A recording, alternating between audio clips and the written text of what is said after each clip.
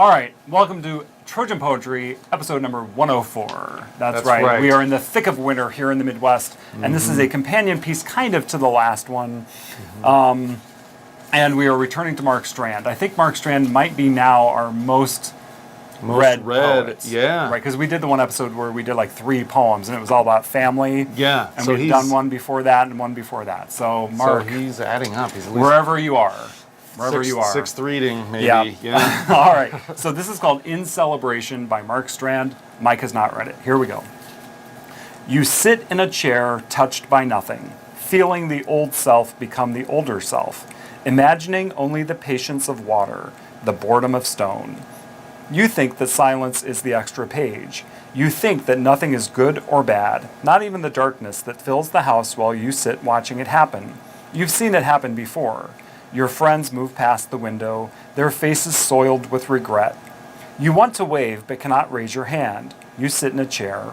You turn to the nightshade spreading a poisonous net around the house. You taste the honey of absence. It is the same wherever you are. The same if the voice rots before the body, or the body rots before the voice. You know that desire leads only to sorrow, that sorrow leads to achievement, which leads to emptiness. You know that this is different, that this is the celebration, the only celebration, that by giving yourself over to nothing, you shall be healed. You know there is joy in feeling your lungs prepare themselves for an ashen future, so you wait. You stare and you wait, and the dust settles, and the miraculous hours of childhood wander in the darkness. Whew. That's dark. Mark Strand. That's dark, Mark. Wow. I mean, if you... Is that a celebration? It ends in darkness. I mean, yeah. Oh, God. A celebration of death. Well, that's the thing, right? Here's the question. What is the celebration? Because he says, you know... This and is I love the different. fact it's in second person. You know this is different, that this is the celebration. You know that. The only celebration. You know that. I guess. I do now. Well, right, but that's like that's the conundrum he puts us in. Because then I'm like, well, wait a minute, I don't know that. Well, I didn't know that. And by giving yourself over to nothing, you shall be healed. Joy in feeling your lungs prepare themselves for an ashen future. So this like person is just sitting there waiting to die. Yeah, cremate. That's what I imagine, waiting like to being die. cremated, Yeah, right? yeah. The third line jumped out at me right away. The patience of water, the boredom of stone. So the patience of water, I'm just trying to picture that in my mind, you know. It's like a very Asian, Zen, Taoist, Buddhist vibe going on. Yeah, there, right? I mean, it's just forever, right? And then the idea of forever. Like desire leads to sorrow, sorrow leads to achievement, which leads to empty. I mean, that's Buddhism, basically, right? Craving, like you've got to get rid of desire. Yeah, if you're craving something, then that's going to cause you problems. Right. And your friends move past the window, their faces soiled with regret. You want to wave but cannot raise your hand. So is this due to illness, or is it by choice? Or you feel like, I mean, this person's just frozen in place, literally. I mean, frozen. See where I got it? Yeah. The connection tying is it back made. to the last text-to-text connection. Wow. Yeah, all right. Yeah. Well, yeah, but why though? They don't. There's no reason given, whether it's sickness. So why is he touched by nothing, feeling the old? I think he's getting older, right? This is a man or a person, or you actually. Yeah, waiting, you, getting older, and seeing your life kind of pass by. And thinking about your life, and you just don't feel anything. But that, like, maybe not feeling anything is like it's good to be numb. Well, look in the middle here. You taste the honey of absence. Right. It is the same wherever you are. The same if the voice rots or the body rots. I mean, the honey of absence. So this person enjoys the sense of stasis, but again, of frozenness. It's you. Well, you, person. Yeah. I find that so fascinating. Right. It's like he's standing there talking to someone, talking to us. Right. And is this a warning? Are we sitting in the chair waiting to rot? It's the only celebration. This is the celebration. This is it. By giving yourself over to nothing, you shall be healed.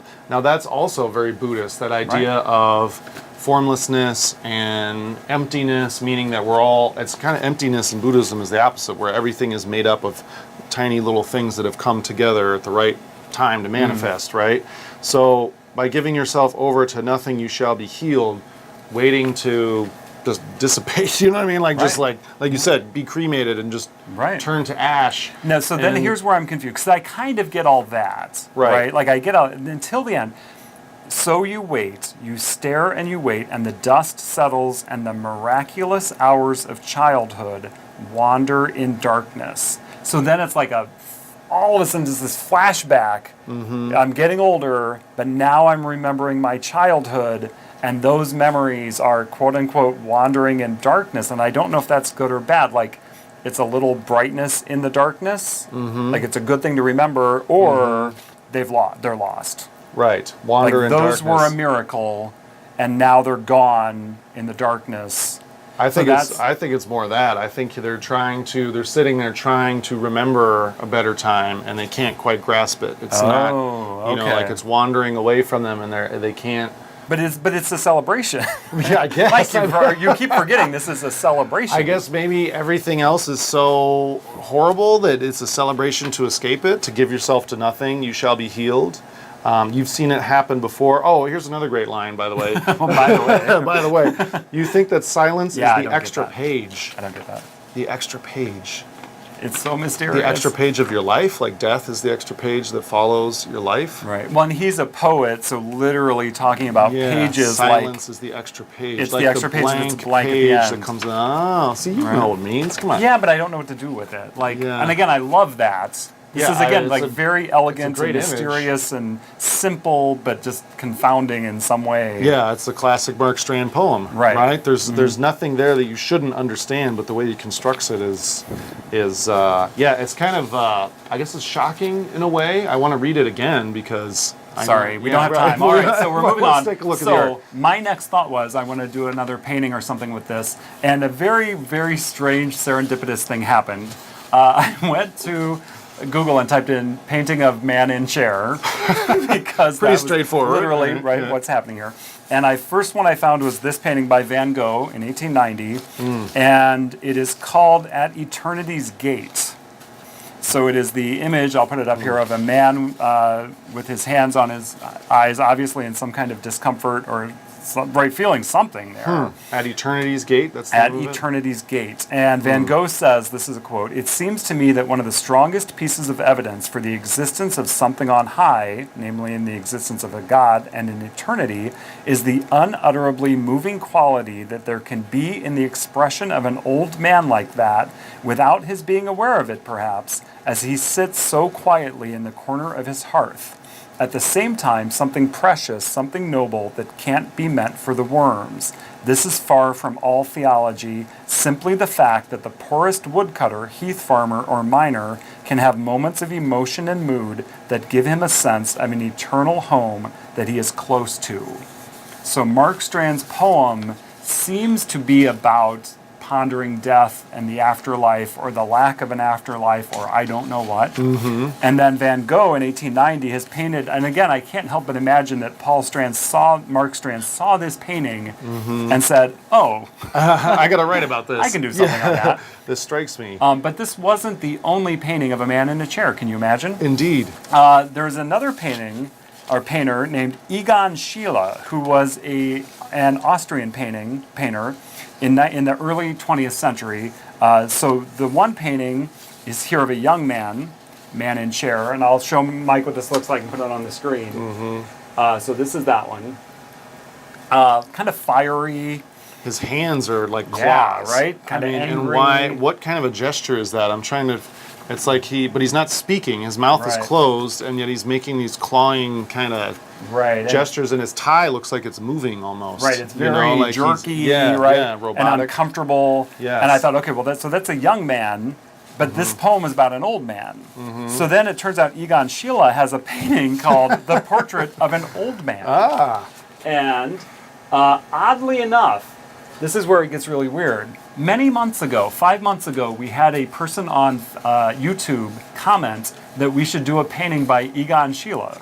No way. And I had never heard of this painter. Yeah. And I looked at the paintings and I was like, okay, I'll try to find something. And then by complete serendipity today, with no calculation, I typed stumbled in man in upon the two. I typed in man in chair, and I found 2 paintings by Egon Schiele. So no big game. Wow, it's Thank meant you. to be.